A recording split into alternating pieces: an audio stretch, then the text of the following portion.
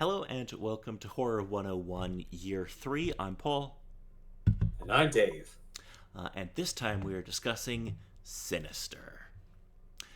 This movie originally released on October 12th, 2012, on a budget of only $3 million, which they put every penny of that on screen. It managed to generate 87.7 million at the box office, so quite a good a return there. hmm Yes. So the film is directed by Scott Derrickson, who we've done a previous film of his earlier this year. That was The Exorcism of Emily Rose. Alrighty, so let's get into this film. So, true crime writer Ellison Oswalt moves into a home in the town of Chatford, Pennsylvania, with his wife Tracy, their son Trevor, and daughter Ashley. Ellison's first book was wildly successful when he discovered new evidence that led to the capture of the perpetrator. However, his subsequent works were failures, leaving the family in a precarious financial position. Unbeknownst to his wife and children, their new home is the site of a gruesome murder by hanging of the previous owners, the Stevenson family. Ellison's latest project is about the Stevenson family murders and the disappearance of their youngest child, 10-year-old Stephanie Stevenson, sorry. So, a good start, moving your family into a murder house. And not telling them. Yes. In the attic, Ellison finds a box containing a scorpion, a projector, and reels of 8mm film labeled as home movies. The films are footage of different families being murdered in various ways. Pool Party 66 is people being drowned in a pool. Barbecue 79 is people being burned to death in a car. Lawn Work 86 is someone being run over by a lawnmower. Sleepy Time 98 is having their throat slit in their beds. And Family Hanging Out 11 is the hanging of the Stevensons.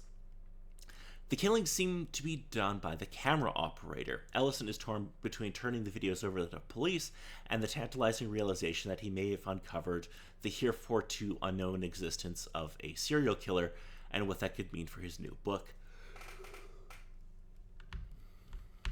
Ellison decides to keep the films secret and begins to study them, with noted negative impacts on his psyche from the gruesome footage, such as drinking whiskey during the day, which Tracy comments upon. Ellison notices a mysterious cultic symbol and a strange, eerie figure in the films. He matches one of the reels to the 1998 murder of the Miller family in St. Louis, and the disappearance of their 13-year-old son, Christopher. One night, Ellison investigates noises in the attic. Inside the film reel's canister lid, he finds a king snake and childlike doodles of the killings, with a figure called Mr. Boogie present. He then falls through the ceiling, and emergency services are called, including a deputy who jokingly accepts the nickname Deputy So-and-so, who enthusiastically agrees to help Ellison. At one point, Ellison encounters a Rottweiler in the backyard, which is scared off. Consulting Deputy So-and-so, Ellison learns that the murders took place in different cities across the country at different times, dating back to 1966. Following every murder, a child from each family disappeared. Before the Stevensons moved to Chatford, they lived in the Millers' former house. Ellison consults occult professor Jonas about the symbol seen in the films. Jonas links it to the pagan Babylonian god Bagul, who is the eater of children. Folktales of Bagul involve the deity tricking or luring children away from safety so that they can be trapped in his realm and their souls consumed over time. Jonas suspects the murders are part of a cult initiation rite rather than the work of a single murder. Excuse me. Ghost children invisible to Ellison haunt the house, tormenting him, and one appearing in Ashley's bedroom. Ashley later paints this girl, whom she identifies as Stephanie Stevenson, horrifying Tracy. Another night, Ellison finds the missing children in the attic watching one of the films. Bugall appears on camera before physically appearing before Ellison. Horrified, Ellison destroys the camera projector and film reels and moves the family back to their old home. Jonas sends Ellison historical images associated with Bagul including the mysterious symbol and three symbolic creatures Ellison encountered at the Stevenson house: a scorpion, a snake, and a dog. Early Christians believed that the images of Bagul served as a gateway for him to come into the mortal world and possess children who had seen these images. Ellison discovers that the box containing the projector and reels have relocated undamaged in their attic, along with a new reel labeled Extended Cut Endings. Deputy So-and-so phones to say that he has figured out the pattern for the murders. After the previous family is murdered, the next family moves in, are marked as the next victims. However, they're killed only after fleeing the haunted place to somewhere else. The hauntings are there to provide incentives. By fleeing the Stevenson house, Ellison has placed himself and family in danger. The extended cut depicts the missing children coming on screen following each murder, revealing themselves to be the perpetrator influenced by Mr. Bagul or Mr. Boogie. Feeling lightheaded, Ellison notices a green residue in his mug and a goodnight note from Ashley before losing consciousness. He awakens to find himself, Tracy, and Trevor bound and gagged. The possessed Ashley approaches them with the 8mm camera, quipping that she will make Ellison famous again. Ashley proceeds to dismember her family with an axe. She then uses the blood to paint childish pictures along with Bagul's symbol on the walls. She finishes by doodling the dismembered corpses on the lid of the film reel box, as the film of her murders shows on the projector. Eventually, Bagul appears, claims Ashley, and walks into the film with her, presumably consuming her soul. The box of films is shown in the Oswald family's attic, now accompanied by Ashley's reel titled House Painting 11. In a final jump scare, Bagul's face suddenly appears on screen. So, Mr. David, what did you think of this little film? I figured it was pretty interesting with the particular ideas that it kind of has with it, and especially with kind of coming around the time, other sorts of things with there, and still bringing in kind of the older ideas of um, the old style film and other sorts of stuff like that, that gives an interesting sort of concept. And oh man, that we are so screwed with how our world is today with the connections and abilities that this supposed pagan god could have at his fingertips. Yes, I do like that. Like they find like the 8mm film, and he has to like Google how to set it up and stuff. He's like, what the fuck? Yeah, I really thought this was quite good. I think so. I think a lot of people confuse this film with its sequel. This film is great. The sequel, not so much. Okay. Yeah, Sinister 2 was a horrific letdown.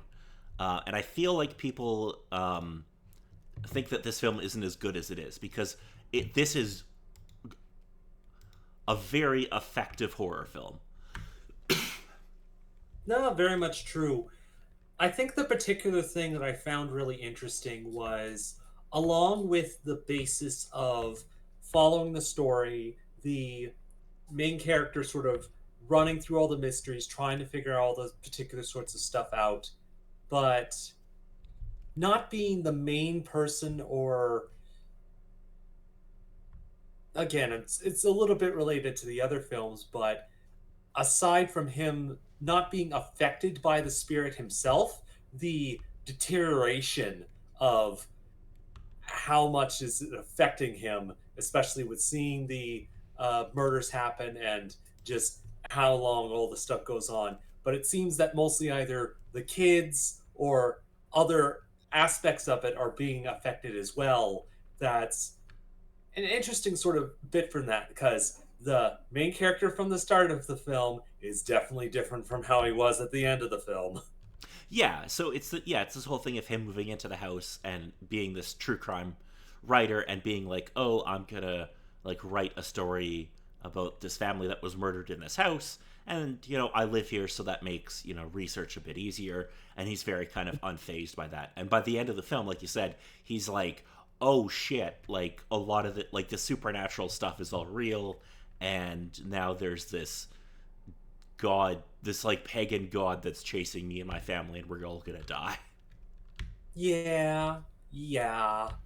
But then also the little bits and pieces that, with how certain things were affected, that, yeah, with an outsider looking at it without seeing some of the things, it's like, huh, this drunk man is crazy. Yeah, yeah, it does that thing that a lot of Scott Derrickson films do, where if you really wanted to, you could interpret like I don't. This one's more explicitly supernatural, I guess, but like a Hmm. lot of it is like, oh, you could just see this as this guy stumbles upon this horrible secret that there was this serial killer and ends up going crazy as a result because he watches these footage of these horrible crimes.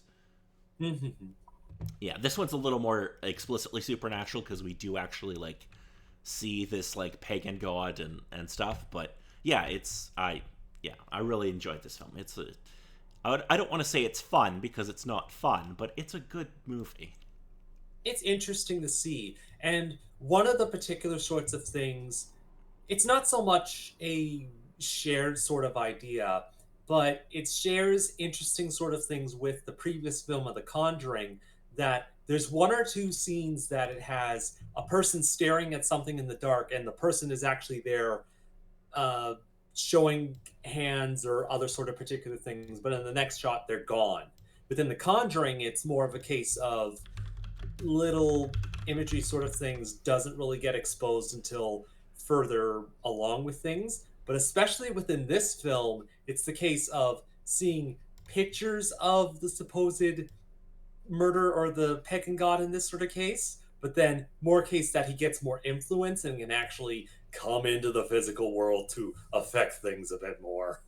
Yeah, and so it's interesting that you connected those two films because there has been talk of them wanting to do kind of like a crossover film, Okay. which I think is a super interesting idea. Um, but yeah, there was talk of doing a crossover film between Sinister. Oh, sorry, Sinister and Insidious, not The Conjuring. I got those two confused. Anyway, Okay. Hmm. yeah. Anyway, so that spoils what our next movie is. Anyway, so our last movie for this year is Insidious. Hmm. Do you know anything about Insidious, Mr. David? Not immediately off the top of my head, no. Okay. The story centers on a married couple whose boy inexplicably enters a comatose state and becomes the vessel for a variety of demonic entities in an astral plane. So it's another Oh, kind of possession-y movie.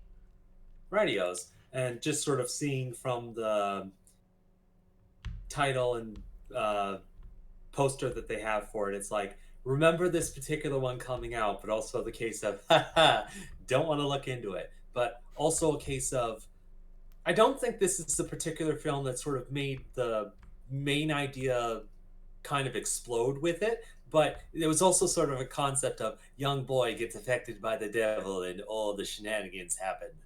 Yeah, I mean that goes back to like Rosemary's Baby and stuff, or like The Omen.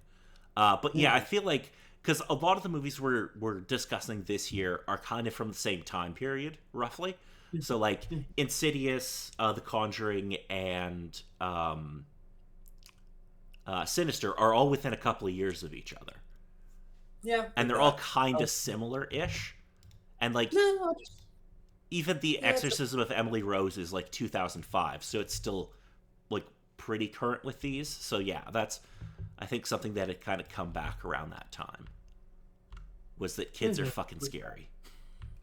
Yeah, with that. Um, Sort of thinking on that, it sort of brings up the thought of, again, the particular joke of Hollywood can't come up with original ideas, so they have to keep recycling a whole bunch of things.